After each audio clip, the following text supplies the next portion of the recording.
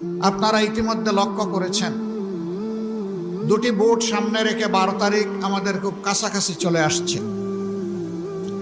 একটি ভোট হচ্ছে গণভোট।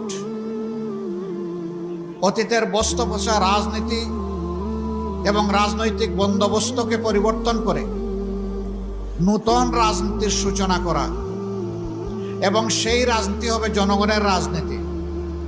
এই রাজনীতি কোনো পরিবার বা কোনো দলের রাজনীতি হবে না, একেবারেই খাঁটিভাবে হবে জনগণের রাজনীতি।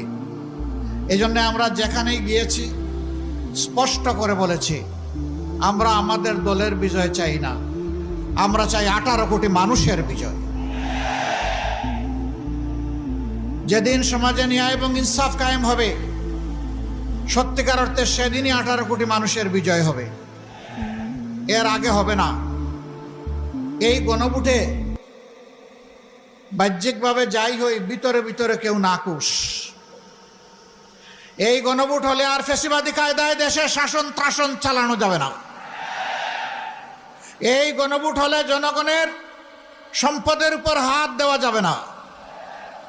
এই গণভোট হলে দলীয় চাঁদাবাজির রমরমা ব্যবসা চলবে না।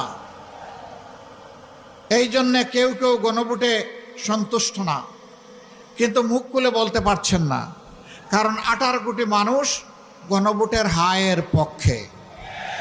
18 কোটি মানুষ এখন পরিবর্তন দেখতে চায়, পুরোনো ব্যবস্থায় আর ফিরে যেতে চায় না। গণভোটে হা মানেই হচ্ছে আজাদি, গণভোটে না তার মানে হচ্ছে গোলামি। গোলামি না আজাদি, গোলামি না আজাদি। ইনশাআল্লাহ 12 তারিখ প্রথম ভোটটা পড়বে হা চিহ্নে, ইনশাআল্লাহ।